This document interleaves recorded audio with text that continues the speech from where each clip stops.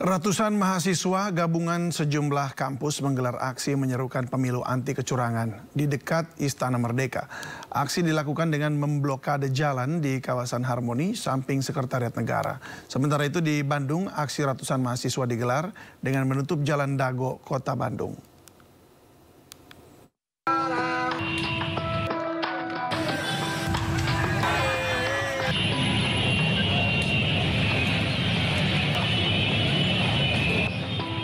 Sejumlah mahasiswa sempat melakukan pembakaran ban di kawasan lampu merah Harmoni tak jauh dari Istana Negara Jakarta Pusat. Aksi ratusan mahasiswa ini dikawal ketat polisi akhirnya membubarkan diri sekitar pukul 19.30 Rabu malam. Aksi mahasiswa gabungan dari berbagai universitas ini diawali dari depan Tugu 12 Mei Kampus Trisakti di kawasan Grogol, Jakarta Barat. Para mahasiswa ini menyerukan pemilu anti kecurangan. Tapi pastinya mahasiswa akan terus mengawal isu ini. Kita tidak akan berhenti sampai dengan hari ini aja, apalagi ketika mungkin nanti tidak ada respon sama sekali gitu loh. Dalam aksinya, mahasiswa sempat menutup Jalan Majapahit sekitar Harmoni hingga berimbas kemacetan di sejumlah lokasi.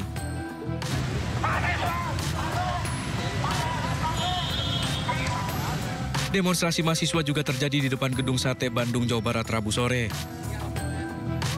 Aksi berlanjut ke kawasan Jalan Dago, Kota Bandung hingga memblokade jalan. Akibatnya terjadi kemacetan hingga membuat para pengendara sempat terlibat cekcok dengan para mahasiswa yang melakukan aksi. Dari Jakarta dan Bandung, Tim Liputan iNews melaporkan. Kondisi demokrasi yang kini dianggap sudah berada di titik rawan memaksa mahasiswa turun ke jalan. Desakan dan tuntutan pun terus diserukan agar pemilu 2024 bebas dari kecurangan.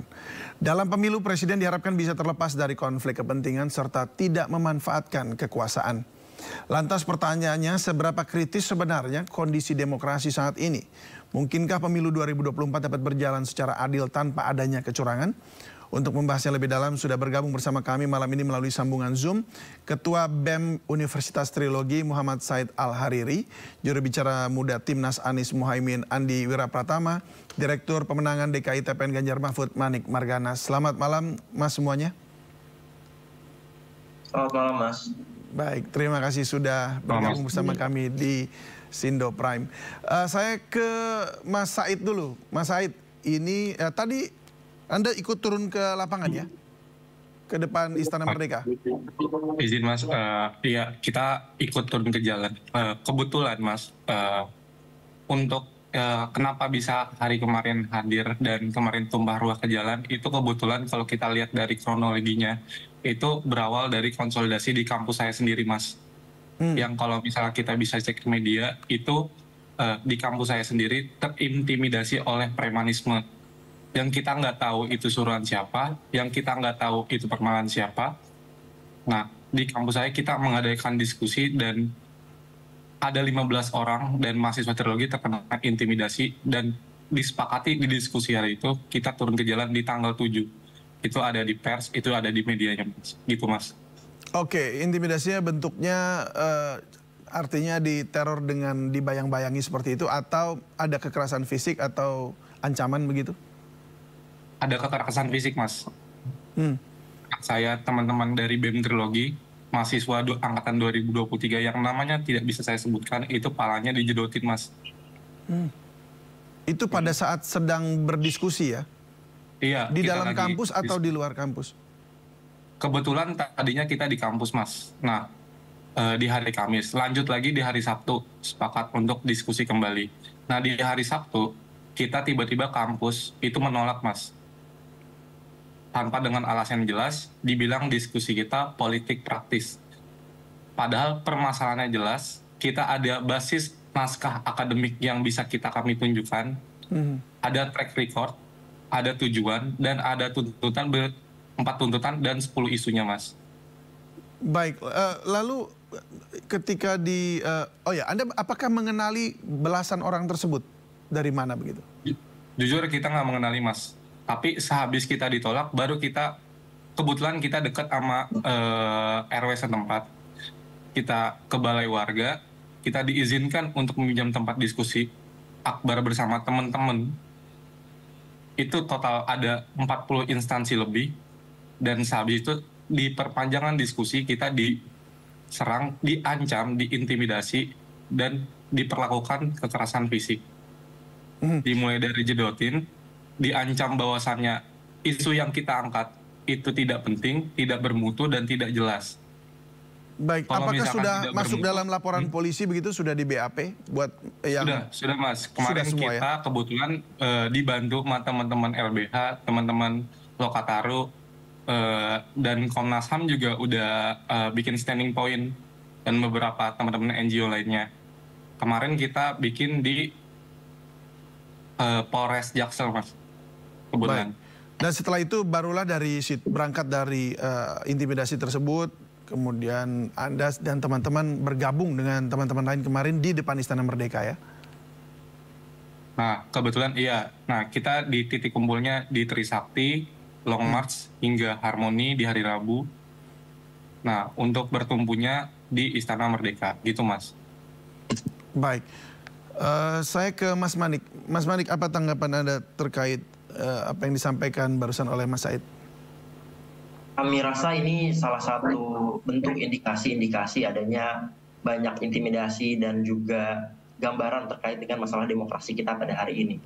Penting bagi kita untuk mendengarkan suara masyarakat. Saya rasa tidak terkecuali siapapun itu. Yang penting juga kita dengarkan adalah bagaimana kemudian pemerintah merespon hal tersebut.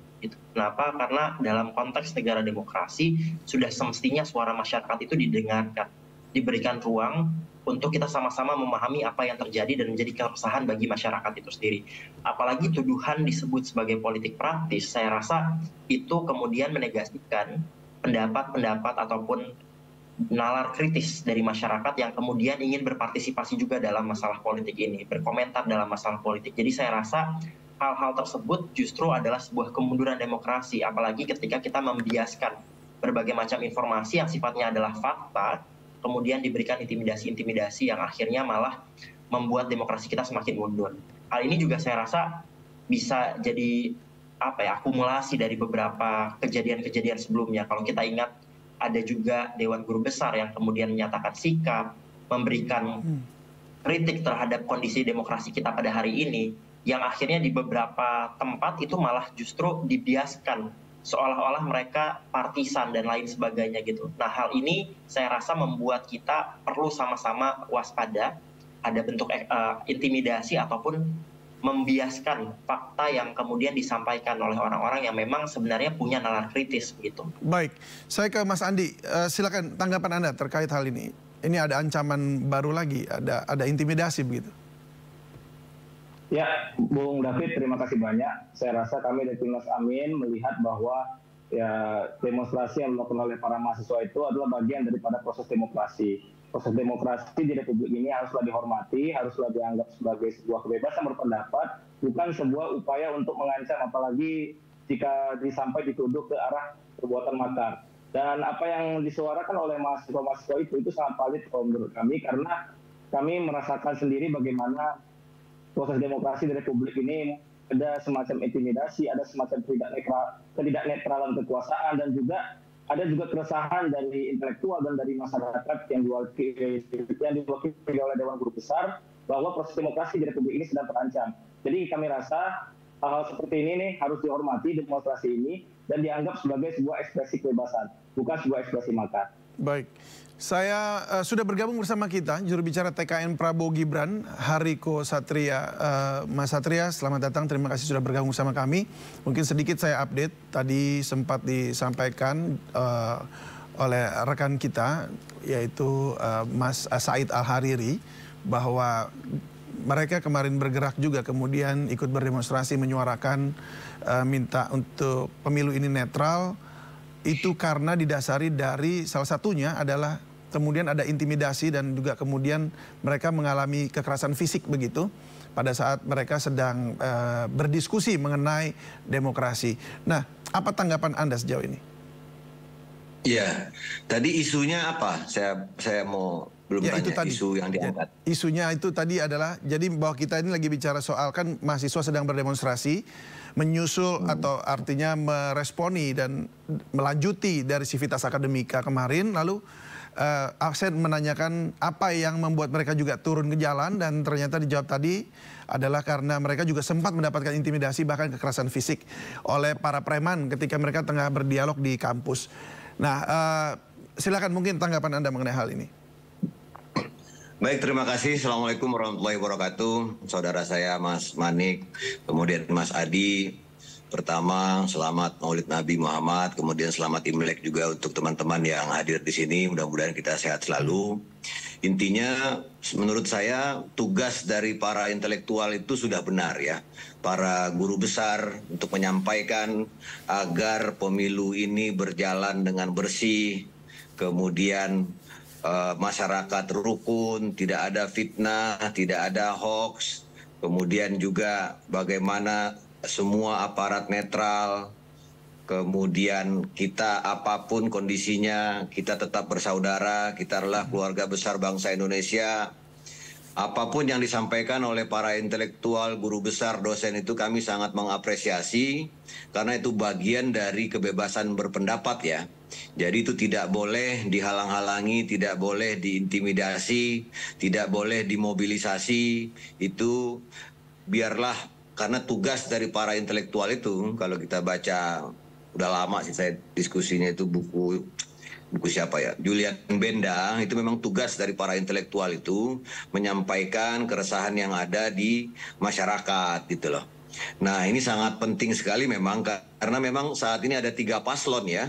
Ada pasangan satu Pak Anies dengan Pak Muhaimin, kemudian Pak Prabowo, kemudian Pak Ganjar. Kebetulan ini mungkin salah satu yang menarik dalam Pilpres ini, ketiga kandidat ini didukung oleh partai-partai yang memang juga berkuasa gitu ya, seperti Pak Anies dengan Pak Muhaimin itu juga didukung oleh Partai Nasdem, kemudian Partai PKB, mereka juga punya menteri, punya pimpinan di daerah, punya kedekatan dengan beberapa lembaga, kemudian juga kami di Gerindra ada Golkar, kemudian Pak Ganjar didukung oleh partai yang sangat besar, yang selalu menang dalam pemilu, juga punya pimpinan di daerah, punya menteri segala macam. Artinya saya sangat setuju ya ketika disampaikan agar pemilu ini jangan ada kecurangan, karena sekali lagi potensi kecurangan itu bisa dilakukan oleh pasangan Pak Anies dengan Pak Muhaimin, karena beliau juga punya menteri desa dan lain sebagainya, bisa juga dilakukan oleh paslon nomor 2, bisa juga dilakukan oleh paslon nomor 3. Artinya saya sangat setuju dengan berbagai aksi-aksi bagaimana pemilu ini berjalan dengan netral, tetapi pendapat dari masyarakat kita juga tidak bisa menafikan ya, karena ibarat pertandingan bola hari ini, kita sudah bertanding selama 90 menit, nah sekarang tinggal 10 menit terakhir, ketika muncul berbagai gerakan-gerakan dan itu hanya terfokus kepada paslon nomor 2, kemudian masyarakat menilai, oh kenapa hanya paslon nomor 2 yang disinggung gitu loh. Kalau ada penilaian-penilaian seperti itu di luar daripada kendali kami gitu loh. Kalau isunya hanya kepada kami gitu loh. Karena memang sekarang ini kan sebetulnya masyarakat itu kan mengharapkan sekali putaran. Nah kalau kita melihat dari data, memang rata-rata hampir 60 atau 70% masyarakat itu menginginkan sekali putaran gitu loh. Nah jadi kita memang harus mendudukkan persoalan ini dengan baik, jangan sampai ada tuduhan-tuduhan yang tidak baik, karena kami ini sudah sering sekali ya, mulai dari Videotron, kita yang dituduh, ternyata faktanya bukan kita. Pencopotan baliho di Bali, kita yang dituduh, faktanya bukan kita. Nah itu yang sering terjadi. Jadi mohon sama-sama kita jaga, mudah-mudahan tidak ada saling upaya insinuasi kepada paslon nomor 2. Sebaliknya juga seperti itu. Terima kasih. Terima kasih. Saya kembali lagi ke Mas Manik ya. Mas Manik, apa tanggapan Anda mengenai apa tadi dikatakan ini tuduhannya kayaknya hanya mengarah kepada paslon 02 saja nih? Saya rasa kalau saya tidak menyampaikan begitu tadi. Intinya saya sampaikan kalau masyarakat menilai, ini kan penilaian dari netizen dan masyarakat ya, kalau ada penilaian seperti itu justru di luar kontrol kami gitu loh. Bukan kami merasa playing victim, tidak. Baik. Ya sebenarnya tapi yang tadi disampaikan oleh Abang juga sepertinya mengarah ke sana Bang ya. Jadi kalau dianggap apakah ini mengarah pada salah satu paslon, ya sebenarnya kita harus melihat lagi memang apa yang jadi kritik dari masyarakat itu ditujukannya pada siapa. Dan jangan juga kemudian hal ini ditepis begitu saja, karena seolah-olah jadi double standard. Kalau Abang tadi tiba-tiba bilang bahwa masyarakat ternyata mau sekali putaran 50 sampai dengan 60% gitu ya, bahkan klaimnya sangat besar gitu. Klaim seperti itu diterima, tapi kemudian ketika klaim kritik seolah-olah itu tidak bisa diterima. Seolah-olah itu hanya mengacu kepada salah satu paslon. Itu kan sebuah double standard yang kemudian mengklaim salah satu data atau ibaratnya cherry picking gitu ya. Melihat mana yang bagi mereka menguntungkan, tapi bagaimana yang tidak menguntungkan bagi mereka dianggap satu hal yang istilahnya tadi partisan gitu ya, istilahnya hanya mengarah pada salah satu paslon. Saya rasa kita harus sama-sama membuka diri dan sama-sama objektif, mengajak masyarakat objektif, mana yang terjadi pelanggaran, sudah jelas terjadi pelanggaran gitu. Jangan kemudian kita membiaskan fakta kepada masyarakat bahwa seolah-olah ini terbukti ternyata tidak salah, ini ternyata terbukti tidak bersalah gitu ya. Selama ini kan sudah jelas yang disampaikan oleh teman-teman Dewan Guru Besar ataupun teman-teman mahasiswa gitu ya. Permasalahan ini itu sistemik, Bang. Dimulai bukan hanya pada saat pencopotan baliho saja, tidak. Bahkan dari awal ketika pemilu itu sendiri, mulai dari pelanggaran etik, tentang batas usia cawapres gitu ya. Kemudian sampai dengan itu bahkan sudah dibuktikan ya, melanggar etik ya dari ketua MK-nya ataupun ketua KPU kemarin yang kemudian menerima. Jadi dalam konteks ini saya rasa tidak bisa dibiaskan hanya seolah-olah masalah kecurangan tadi itu konteks dalam penurunan baliho saja, masalah videotron saja. Padahal lebih luas daripada itu. Kritik yang disampaikan oleh masyarakat adalah proses terkait dengan kita berdemokrasi. Seperti itu, Bang. Baik, boleh saya respon? Ya, silakan.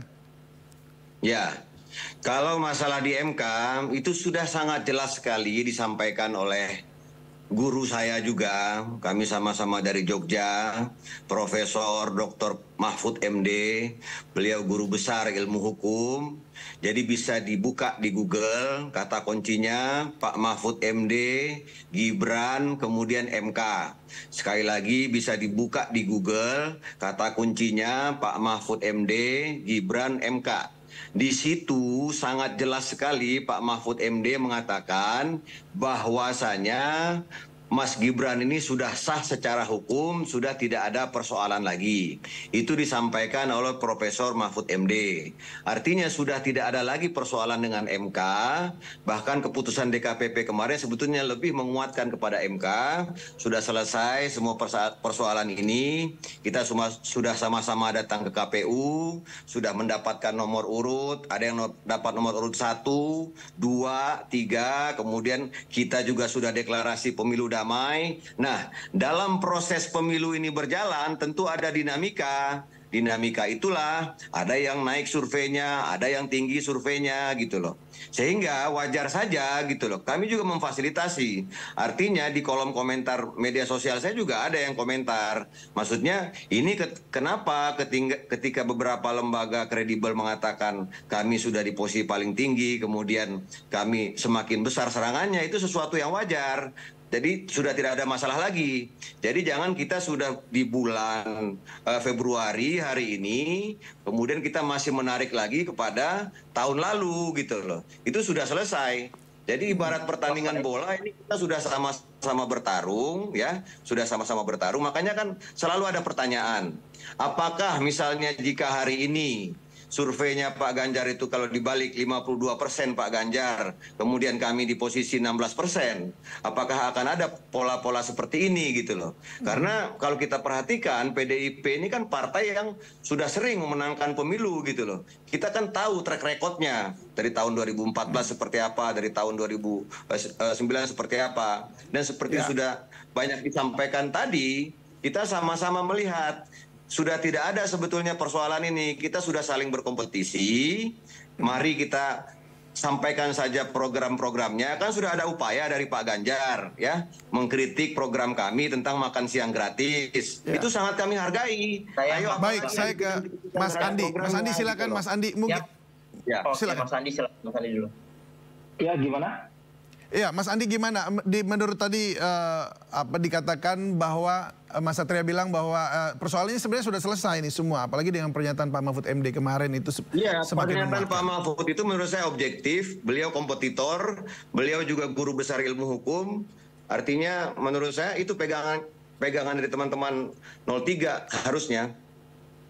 Oke, kalau menurut saya, menurut Timnas Amin, kami sih ya sudah, kalau memang ternyata terbukti tidak usah dibobok lagi, ya sudah, nggak apa-apa, tidak usah dibobok lagi. Yang jelas kami Timnas 01 sudah mendengarkan apa yang menjadi aspirasi masyarakat, sudah fokus kepada apa yang diucapkan oleh masyarakat, bahwa ya yang namanya perubahan itu sudah pasti, bahwa kami Timnas Amin di hari-hari terakhir akan terus berkampanye, akan terus menyuarakan perubahan ke masyarakat, serta akan terus menyuarakan bahwa pentingnya memilih pemimpin berdasarkan etika. Ini bukan karena kami ingin menyerang paslon lain, tapi karena masalah etika ini adalah masalah yang penting, karena seorang pemimpin harus punya etika dalam setiap kebijakan-kebijakannya. Supaya apa? Supaya dia tidak merugikan masyarakat, supaya dia tidak menciptakan sebuah kebijakan yang merugikan banyak orang. Jadi kami akan tetap fokus kampanye, keliling ke akar rumput, dan juga akan menyuarakan terus pentingnya perubahan dan pentingnya pemimpin berdasarkan etika. Itu aja dari kami. Baik, saya kembali ke... Saya mau menanggapi juga, Mas. Ya, boleh? Mas Manik, silakan. Ya, oke. Jadi sekali lagi kita harus sama-sama mau objektif menilai permasalahan yang terjadi. Apabila nalar kritis yang disampaikan oleh masyarakat adalah bentuk kritik terhadap pemerintah, maka terima itu. Bukan kemudian mengarahkannya kembali lagi pada masalah elektoral semata. Lagi-lagi kami juga melihat bahwa oke, ini dikatakan sah secara hukum, tapi kita harus melihat bahwa di atas dari hukum itu sendiri adalah etika. Bagaimana etika mengarahkan hukum kita, bagaimana etika mengarahkan sikap kenegarawanan orang-orang yang kemudian menjadi pemimpin dan representasi dari kita itu sendiri. Dan apabila kemudian muncul narasi kritik yang seolah-olah kemudian dikaitkan dengan masalah elektoral kembali, saya rasa itu kemudian mengecilkan peran guru besar, mengecilkan peran orang-orang, katakanlah mahasiswa ataupun masyarakat sipil terkait dengan masalah yang sedang hari ini terjadi. Gitu. Jadi saya merasa kami pun, tim Paslon 03 berkali-kali setiap hari pun kami selalu berkampanye bagaimana program Ganjar Mahfud. Ini bukan semata-mata saya rasa serangan atau tidak serangan gitu ya. Saya rasa ini adalah tugas dari teman-teman masyarakat sipil yang kemudian mengawal hal tersebut. Tapi apa yang bisa kami sampaikan adalah kami pun juga sangat fokus dan kami merasa sangat percaya bahwa apa yang kami lakukan ini adalah bentuk memperbaiki juga demokrasi. Apa yang kami lakukan hari ini, kampanye-kampanye yang kami lakukan hari ini juga adalah bentuk kami menjelaskan gagasan kami sebagai Paslon 03 Pak Ganjar dan Prof Mahfud. Baik, jadi itu kritik-kritik itu mari diterima saja. Terima kasih. Baik, saya ke Mas Said. Mas Said tadi sempat disampaikan juga oleh Mas Satria bahwa ini memang persoalannya sebenarnya sudah selesai. Udah nggak ada persoalan lagi yang kemudian lagi jadi tuntutan dari mahasiswa dan juga sivitas ini. Nah, apa tanggapan Anda? Izin Mas, izin Bang Andi, izin Bang Manik, izin Mas Satria sebelumnya. Saya percaya bahwasannya setiap demokrasi dan setiap pemilu itu selalu menyebabkan polarisasi. Dan tapi polarisasi yang sekarang yang saya tanggap itu takut dan pengecut. Mau itu dari 01, mau itu dari 02, mau itu dari 03. Saya nggak usah menjelaskan apa dari track record-nya. Tapi saya bisa jelaskan dari pembahasan barusan. Ya, dielaborasi, silakan. Bang Satria, mungkin izin Mas bentar. Bang Satria itu bilang bahwasannya kenapa ini banyak yang nyerang lebih condong ke 02. Mas Manik itu kenapa selalu membela salah satu paslon, kurang lebih objektif gitu. Dan kalau waktu itu Mas Manik pernah bilang di 2019 Dewan Pengkhianat Rakyat, sekarang yang berkhianat bukan hanya eksekutif, bukan hanya legislatif, bahkan yudikatif. Dan sepakat bahwasannya kalau misalkan terkait yang tadi Mas Manik bilang, saya percaya bahwasannya juga di atas hukum itu ada etika dan adab. Mungkin saya bisa nanya ke Bang Andi, Bang Manik, dan Bang Satria, izin Mas. Jadi ketika kita lahir, mayoritas yang keluar itu bayi, kepala, atau tubuh duluan Mas. Mungkin singkat aja jawab. Kepala duluan, benar Mas Andi? Benar, kepala duluan Bang Satria? Benar. Mas Manik, dari lobotomi manusia, itu udah jelas bahwasannya dia menjelaskan fitrahnya dari Tuhan, itu ada etika dan adab. Dan menyambung dari kalimat tadi yang saya percaya bahwasannya di atas hukum itu ada etika dan adab. Sehingga apa yang menjadi persoalan fenomenal sekarang itu tidak memihak untuk salah satu paslon ketika kami bergerak. Kalau Mas lihat, ketika kami berjalan untuk ke Harmoni, kita mencopot segala baliho yang ada. Karena itu melanggar aturan dari KPU. Banyak polusi visual, dipaku ke pohon bernafas. Itu nggak bisa dilihat dari situ. Jadi kalau misalkan ini persoalan yang nggak boleh kita buka lagi dan ini udah selesai, mau Pak Mahfud itu bilang, manusia selalu luput dari salah, dan dia waktu itu posisinya lagi pejabat publik. Dan kalau kita lihat, apa kini harus tidak diangkat? Ya, kita harus angkat lagi. Dan nggak bakal pernah selesai. Mau sampai kapan Ketua KPU sudah melanggar kode etik? Baik, lalu apa saja tuntutan Anda dan kawan-kawan? Kode etik juga, bentar Mas, aku izin nanggapin dulu. Dan jujur agak kecewa juga ketika kalau misalkan isunya memihak salah satu paslon. Ini terakhir Mas, sebelum Mas untuk menyikat lagi, mungkin ntar ada pembahasan lagi. Ini saya bacakan isunya Mas, dan tuntutannya. Izin. Tuntutan pertama yang jadi gerakan pemilu curang dan makzulkan Pak Jokowi, itu tuntutan pertama. Makzulkan Pak Presiden Pak Jokowi berdasarkan naskah akademik dan tuntutan, yaitu pertama, makzulkan Presiden Joko Widodo, boikot partai politik yang tidak mendukung pemakzulan Presiden Joko Widodo, desak para menteri untuk mundur dari kabinet pemerintahan Joko Widodo Ma'ruf Amin, dan terakhir, menyerukan protes di berbagai daerah di seluruh Indonesia sampai Presiden Jokowi dimakzulkan.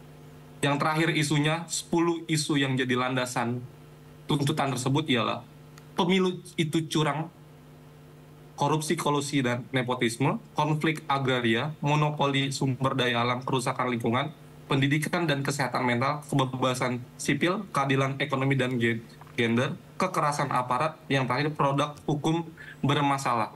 Mungkin itu sebelum menambah. Kita akan mempertajam apa yang tadi disampaikan, disuarakan oleh mahasiswa, namun kita akan membahasnya usai jeda berikut ini. Sindo Prime akan kembali usai pariwara. Tetaplah bersama kami pemirsa.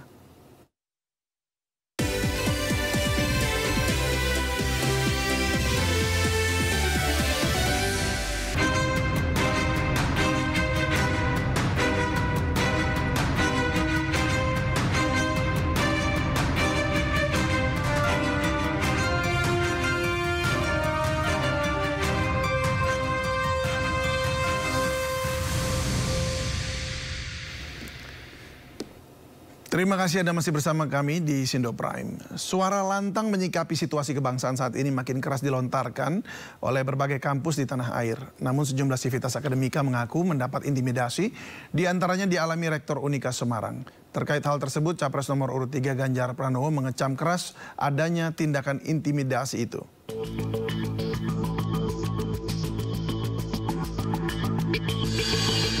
Capres nomor 3 yang didukung Partai Perindo, Ganjar Pranowo, berusaha keras terkait dugaan intimidasi yang dilakukan oleh oknum aparat pada Rektor Unika Sugija Pranata Semarang, Ferdinandus Hindarto. Ganjar mengecam tindakan sejumlah oknum yang bisa mencemari nama baik Bayangkara. Menurutnya, siapapun yang memerintahkan dan melakukan intimidasi kepada Rektor Unika Sugija Pranata Semarang dengan memaksa membuat video pernyataan mendukung pemerintah akan menghancurkan institusi kepolisian itu sendiri. Membelokkan sebuah kejujuran dan fakta itu akan menyakitkan buat menunjukkan sebuah kebenaran. Dan kebebasan mimbar akademik harus kita hormati. Terbukti yang dikatakan Rektor Universitas Sugija Pranoto Unika. Kami tidak mau, kami berada pada sikap ini, kami netral. Dan itu sebuah sikap yang luar biasa. Sayang, indikatornya ada oknum kepolisian yang melakukan. Teman-teman dari kepolisian, mari kita jaga bayangkara kita agar kemudian tidak tercemari oleh tindakan-tindakan oknum. Dan siapapun yang memerintah, Anda akan menghancurkan institusi ini. Sebagai anak polisi saya tidak terima pada soal itu. Dan mudah-mudahan kampus tetap netral, bisa memberikan pencerahan kepada anak-anak bangsa agar demokrasi ini tidak masuk ke jurang, meskipun sekarang sudah menuju tepi jurang. Suara lantang menyikapi situasi kebangsaan saat ini makin keras dilontarkan oleh berbagai kampus di tanah air. Sivitas Akademika, guru besar, rektor hingga mahasiswa kompak menyoroti situasi pemilu yang terindikasi banyak kejanggalan dan kecurangan. Secara spesifik, mereka menyatakan agar penyelenggara pemilu dari KPU, Bawaslu, hingga DKPP bekerja secara profesional dan bertanggung jawab. Mereka juga mendesak aparat negara seperti TNI dan Polri bersikap netral, tidak pandang bulu, dan independen. Publik melihat seruan akal sehat dari berbagai kampus ini memiliki benang merah yang sama, yaitu menyerukan agar pemilu 2024 tidak hanya berjalan sesuai peraturan, tapi juga sesuai koridor demokrasi serta menjunjung nilai moral dan etika. Tim Liputan iNews melaporkan. Ya, terima kasih Anda masih bersama kami dan kita masih melanjutkan dialog kami pada malam hari ini. Dan saya kembali lagi ke Mas Said ya. Ini tadi sempat disebutkan ada soal pemakzulan presiden. Ini dari fokusnya adalah untuk supaya menjaga netralitas, jadi arahnya malah ke pemakzulan ini. Ini apakah ini sekedar disuarakan sebagai peringatan atau benar-benar akan diajukan ke MPR RI? Izin Mas, mengenai soal pemakzulan. Ini waktunya gimana? Gimana? Silakan. Iya, lanjut. Silakan Mas. Untuk pemakzulan, udah jelas Mas. Tadi dari isu yang kita bawa dan gagasan yang kita bawa dan naskah akademik yang kita bawa. Dari alasan-alasan isu yang kita bawa tadi jelas bukan hanya netralitas dan kecurangan pemilu, bahwasanya ada landasan-landasan lain terkait track record Pak Jokowi. Contohnya kita ambil bisa di konflik agraria. Udah berapa banyak Pak Jokowi melakukan konflik agraria yang belum pernah diselesaikan. Kita ambil lagi dari Ekopol yang jarang dibahas orang, tapi ini menjerumus. Kita ngomong bahwasannya misalkan PPN. Kita cek PPN kita di 2025, itu 12%.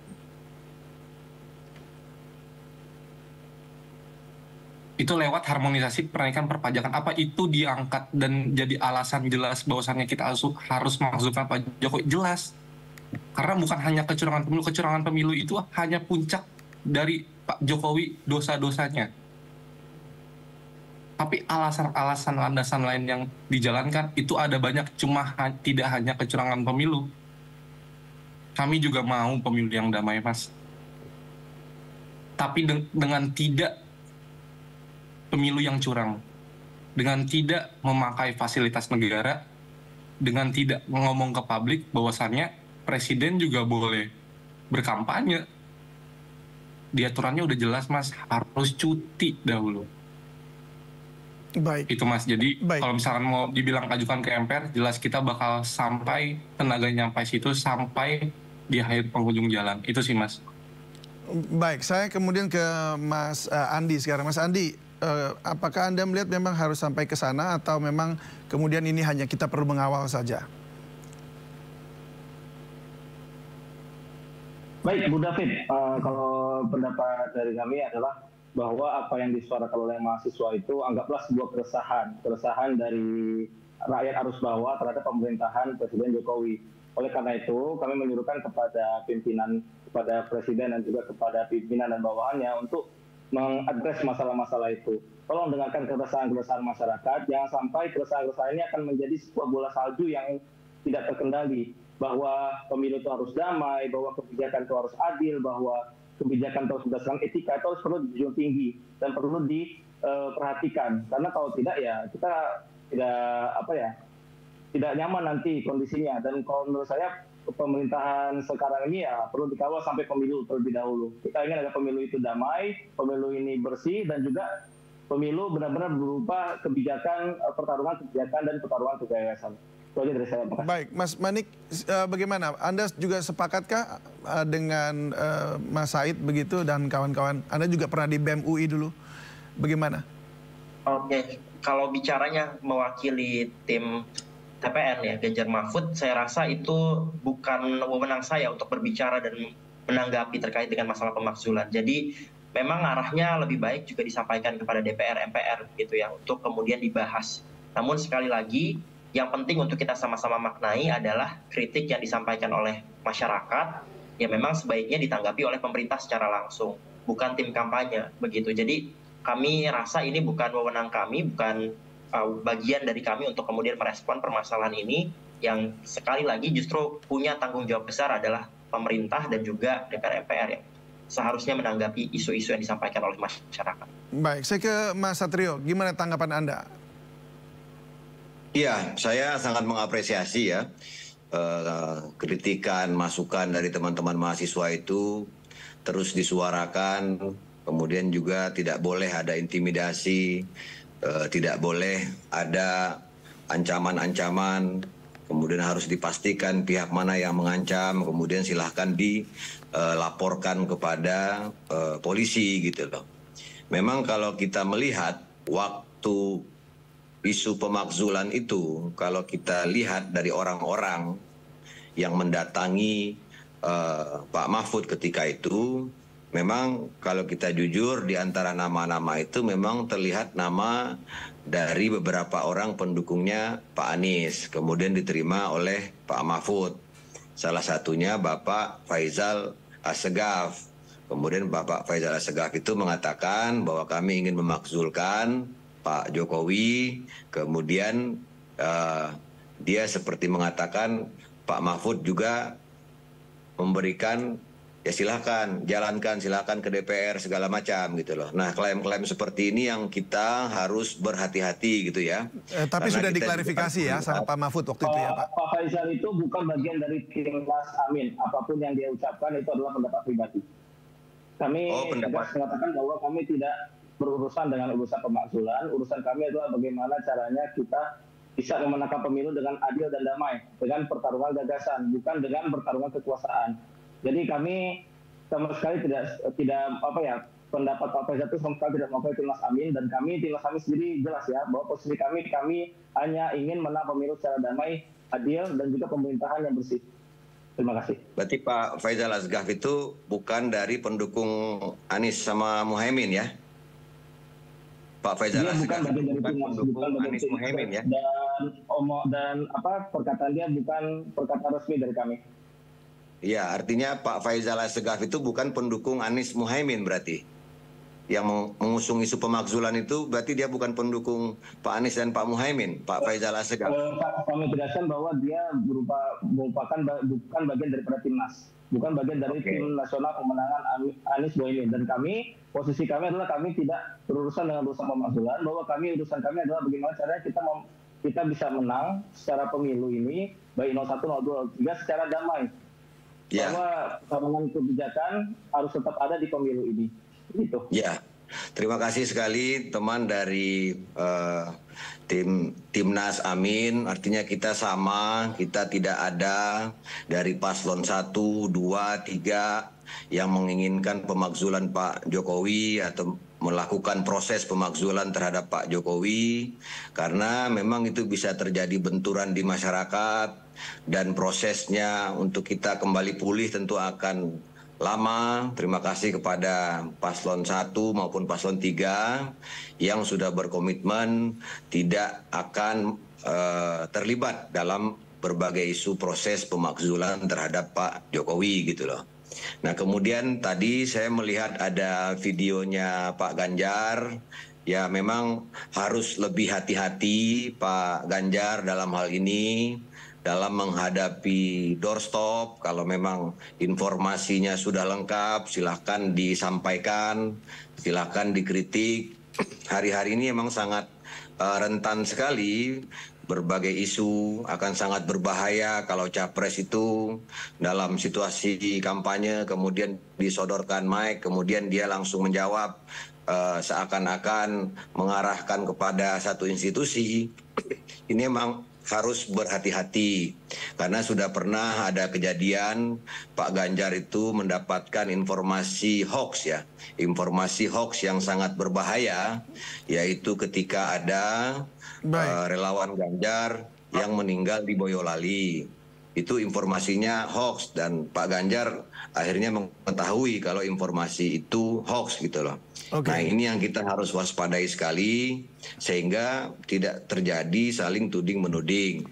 Yang terakhir memang yang harus kita waspadai juga, bebaskan setiap orang itu untuk memilih. Jangan sampai ada kampanye-kampanye dengan narasi agama yang mewajibkan, kemudian melarang. Dan jangan sampai pula para kandidat kita, para capres ini menghadiri forum-forum yang mewajibkan umat untuk memilih dia gitu loh. Karena itu nanti jadi pendidikan yang tidak sehat. Salah satu sumber konflik adalah kalau kita menganggap orang yang berbeda pilihan dengan kita itu kualat, kafir dan lain sebagainya. Terima kasih, saya mohon maaf teman-teman Ganjar maupun teman-teman Anies. Terima kasih, baik. Terima kasih. Mohon maaf ini waktunya memang sudah sangat terbatas sekali, tapi terima kasih sudah berbagi bersama kami di Sindo Prime. Terima kasih Mas Satrio, terima kasih Mas Andi. Kalau ada salah. Terima kasih Mas Manik juga dan juga Mas Said, terima kasih dan selamat melanjutkan perjuangannya juga. Salam sehat selalu. Terima kasih. Baik, assalamualaikum warahmatullahi wabarakatuh. Terima kasih Mas. Selamat malam.